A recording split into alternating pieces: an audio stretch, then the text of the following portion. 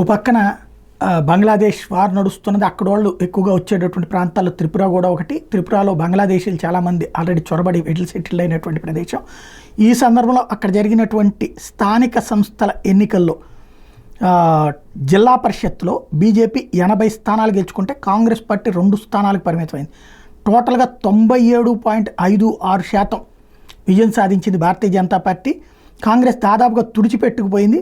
పంచాయతీ సమితిల్లో BJP 318, left 5, independent 1. అక్కడైతే కాంగ్రెస్ అస్సలేదు పంచాయతీ సమితిలో. గ్రామ పంచాయతీలో బీజేపీ 5154, కాంగ్రెస్ పార్టీ 62, టిప్రా అనేది ఎన్డీఏకి సంబంధించినటువంటి భాగస్వామి అది 95 గెలుచుకుంది. లెఫ్ట్ పార్టీలు 57 గెలుచుకున్నాయి, ఇండిపెండెంట్లు 11 గెలుచుకున్నారు. ఓవరాల్గా ఇక్కడ కూడా కేవలం లెఫ్ట్ కాంగ్రెస్ కలిపిన 58-68 అయినటువంటి పరిస్థితి. ఓవరాల్గా చూసుకుంటే స్థానిక సంస్థల ఎన్నికల్ని త్రిపురలో ఒక రకంగా క్లీన్ స్వీప్ చేసినట్టే జరిగింది.